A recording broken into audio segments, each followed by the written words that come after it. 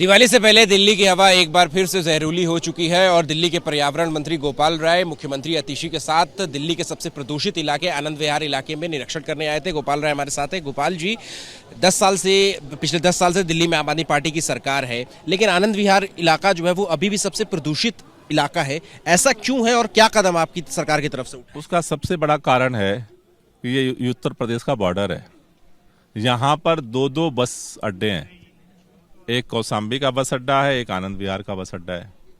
दिल्ली के सारे जगहों पे सीएनजी बस चलती है, इलेक्ट्रिक बस चलती है, लेकिन यहाँ पर हजारों की तादाद में अभी भी डीजल बसें कौशाम्बी बस अड्डे में भी और आनंद विहार बस अड्डे में उत्तर प्रदेश से आ रही हैं, जो यहाँ धुआं चारों तरफ फैल रहा है। दूसरा जो कारण है कि यहाँ आरआरटीएस का एक प्रोजेक्ट चल रहा है, उससे डस्ट पोल्यूशन जो है एक्स्ट्रा हो रहा है।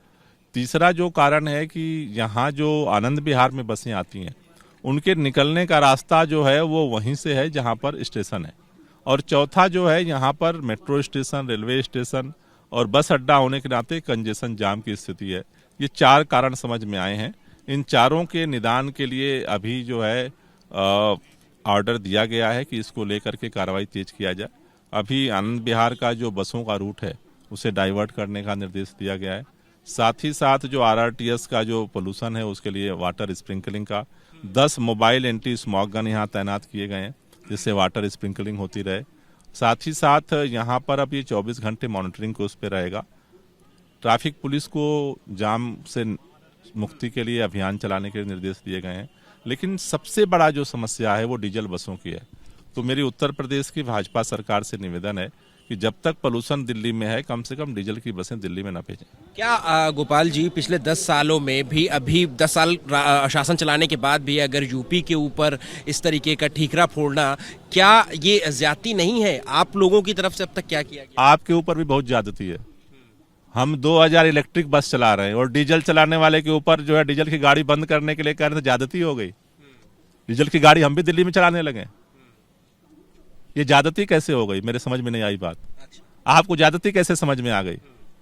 मतलब डीजल का धुआं फैल रहा है चारों तरफ, वो ज्यादती हो गई डीजल का धुआं बंद करना, और इलेक्ट्रिक की बस चलाना गुनाह हो गया। मतलब कैसे आप समझते हो इस मैटर को? नहीं, मैं ये इस लिहाज से कैसे हो गई? इस लिहाज से कह रहा हूँ कि हाँ, सीएनजी की बस चला दी, इलेक्ट्रिक की 2000 बसें उतार दी। अब यहाँ बॉर्डर पे सारा डीजल का ला के धुआं ठोका जा रहा है। उनकी भी कोई जिम्मेदारी बनती है? नहीं बनती है? नहीं बनती है? बिल्कुल बनती है। तो हम तो वही तो कह रहे हैं, हम अपनी जिम्मेदारी निभा रहे हैं, वो अपनी जिम्मेदारी निभाए। ठीकरा वाली बात क्या हो गई?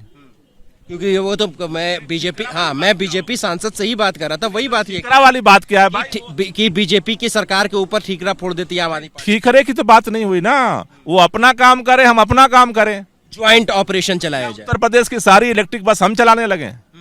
कौन चलाएगा उत्तर प्रदेश की जो इलेक्ट्रिक बस? कौन चलाएगा?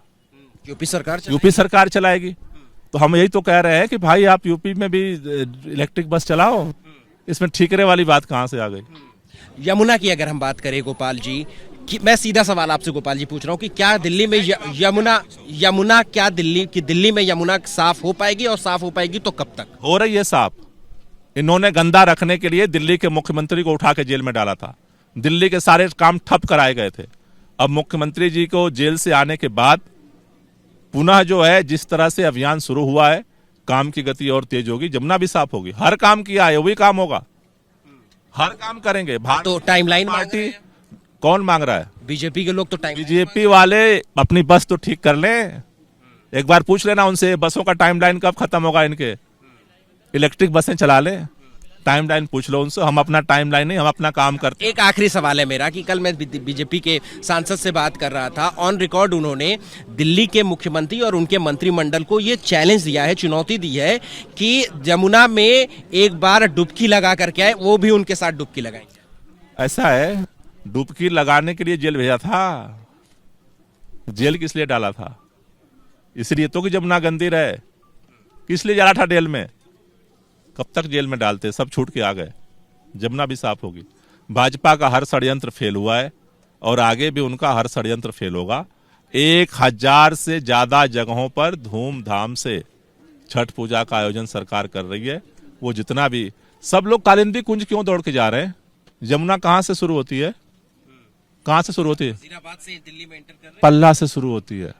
ये कालिंदी कुंज में झाग क्यों हो रहा है, जहाँ उत्तर प्रदेश का नाला आके गिरता है? हैं, एंटर करती है उत्तर प्रदेश में। क्यों वहीं पर झाग हो रही है और वहीं फोटो क्यों खिंचवाने जा रहे हैं? कोई कनेक्शन है कि नहीं है? आप बताइए ना, आप तो सीधे सवाल। आप बताओ ना, मैं तो जवाब दे रहा हूं, मैं आपसे भी तो पूछ रहा हूं। आपको भी भाजपा के नेताओं ने कुछ समझाया है तो मैं भी तो आपको समझाने की कोशिश कर रहा हूँ। उन्होंने तो कहा कि यहाँ बगल में ना अभी आनंद विहार में एक स्मॉक टावर है जो भाजपा की सरकार ने बनाया है। हाँ, एक बार देख के आना उसे, उधर भी जाना, वीडियो बना लेना। ठीक है, शुक्रिया बात करने के लिए। तो देखिए ये है गोपाल राय, जिनका साफ तौर पे यही कहना है कि दिल्ली में यमुना जरूर साफ होगी और दिल्ली की सरकार ने जो है वो इस कदम में इस बाबत जो कदम उठाए हैं वो उस वजह से जो है वो दिल्ली में यमुना जो है वो जरूर साफ होगी। हालांकि बीजेपी के ऊपर भी तमाम आरोप जो है वो गोपाल राय की तरफ से डाले गए, जिसमें कहा गया कि दिल्ली के पूर्व मुख्यमंत्री अरविंद केजरीवाल को जेल में डाला, जिसकी वजह से यमुना की सफाई में बाधा जरूर आई। कैमरा पर्सन अजीत चाको के साथ अहमद बिलाल, एबीपी न्यूज, दिल्ली।